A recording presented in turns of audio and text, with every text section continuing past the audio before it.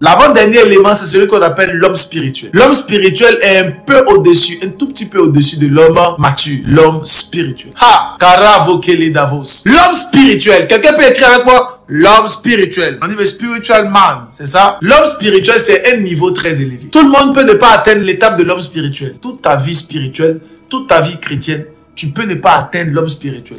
Parce que l'homme spirituel a une dimension que toi, tu ne peux pas comprendre. Mais je vais t'expliquer en quelques mots. Vous pouvez le voir dans le livre de 1 Corinthiens 2 à son verset 15. L'homme spirituel, au contraire, juge de tout. Et il n'est lui-même jugé par personne. Verset 16.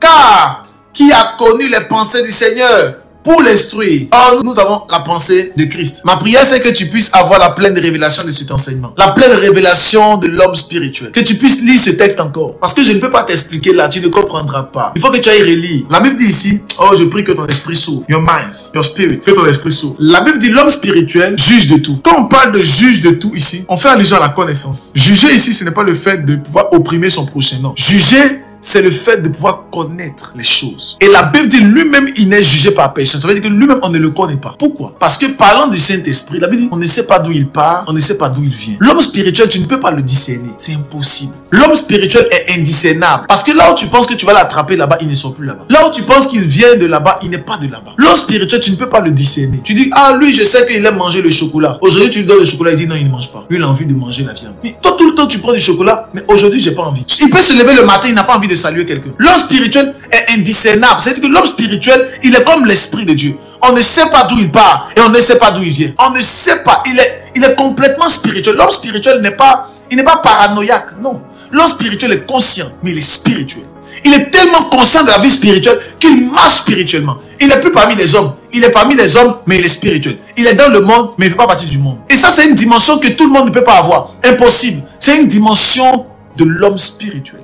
L'homme spirituel de Dieu. Je prie que tu sois un homme spirituel. Regardez le verset 16. La Bible dit, car qui a connu les pensées du Seigneur? Donc, on parle de l'homme spirituel au verset 15. Et au verset 16, on dit, car qui a connu les pensées. Donc, ça veut dire qu'on fait comme une comparaison entre l'homme spirituel au verset 15, l'homme Dieu ou encore au Seigneur au verset 16. Et on dit, car qui a connu les pensées du Seigneur? Mais on parlait de l'homme spirituel en haut. Pour dire en d'autres termes que l'homme spirituel ressemble au Seigneur. On dit, qui a connu les pensées du Seigneur? Donc, qui peut connaître les pensées de l'homme spirituel? Personne. Ça veut dire qui a instruit le Seigneur? Donc, en d'autres termes, qui peut instruire l'homme spirituel? Personne. Personne ne peut instruire l'homme spirituel. Il n'a même pas besoin d'aller à l'école, mais tu ne peux pas l'instruire. Il n'a pas besoin de pouvoir faire le background, mais tu n'as pas besoin d'instruire. L'homme spirituel est rempli de l'esprit. L'homme spirituel, c'est l'esprit de Dieu qui le guide. L'homme spirituel n'est pas guidé par la chair. Non, il n'a dépassé l'étape de l'homme animal, l'étape du bébé spirituel, l'étape de la chair. L'homme spirituel a dépassé l'étape de la maturité. En fait, lui, il est dans l'esprit. Il travaille dans le monde séculier. Il est peut-être un pasteur, il est peut-être même fils de Dieu.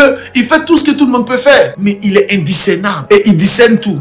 L'une des particularités de l'homme spirituel, c'est que l'homme spirituel crée son monde. Dis avance prophète, j'avance. Je t'explique ça. Nous devons être des hommes spirituels, mes amis. Ah! Nous devons être des hommes spirituels. Verset 15, l'homme spirituel au contraire juge de tout. C'est que lui, tout, il connaît. Il n'est lui-même jugé par personne. Car, qui a connu la pensée du Seigneur pour l'instruire? Or, nous avons la pensée de Christ. L'apôtre Paul dit nous. Il n'a pas dit vous. Il parle de lui et certaines personnes. Ils ont la pensée de Christ. L'homme spirituel n'a pas la pensée de Satan. L'homme spirituel a la pensée de Christ. Ça veut dire quoi? L'homme spirituel sait quand le diable lui parle, il brise. Il sait quand Dieu lui parle, il accepte. L'homme spirituel est rempli de puissance. Oh, Marago Vegelegadovas. Je vais prier pour toi ce jour. Oui. Que Dieu te rende spirituel. Que Dieu fasse de toi un homme spirituel. Que Dieu te donne le discernement des esprits. Que Dieu te fasse grâce afin que tu sois un homme spirituel. Je prie et je t'en conjure par les compassions de Christ. Décide d'être un homme spirituel. Décide d'être un homme spirituel. Je t'en conjure par les compassions de Christ. Décide d'être un homme spirituel. Dis à Dieu, Seigneur, je veux être spirituel. Je refuse d'être charnel. Dis ça à Dieu. Oh Saint-Esprit, je veux prier pour tes enfants. Pendant qu'ils entendent le son de ma voix, que tu les rendes spirituels. Je t'en supplie. Je t'en conjure, Éternel. Donne-nous d'être des hommes spirituels. Que nous puissions discerner, que nous puissions connaître, que nous puissions juger de tout. Qui a instruit le Seigneur et qui a connu les pensées du Seigneur. Éternel, qui peut connaître nos pensées et qui peut nous instruire? Ici n'est 1 Corinthiens chapitre 2 à son verset 10. Il nous les a révélés par son esprit. Car l'esprit sonde tout, même les profondeurs de Dieu. C'est toi seul qui peux nous révéler par ton esprit. Ah, Saint-Esprit, viens enseigner tes enfants par ton esprit. Viens les conduire dans le chemin que tu as prévu pour eux. Je prie que vous soyez des hommes spirituels. au nom puissant de Jésus-Christ. Que vous ne soyez pas un homme animal. Que vous ne soyez pas un petit enfant, un bébé spirituel. Que vous ne soyez pas un homme charnel.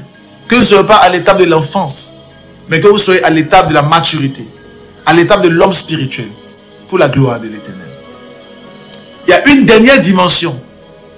Qui est l'une des dimensions les plus terribles. Que vous ne pouvez pas connaître.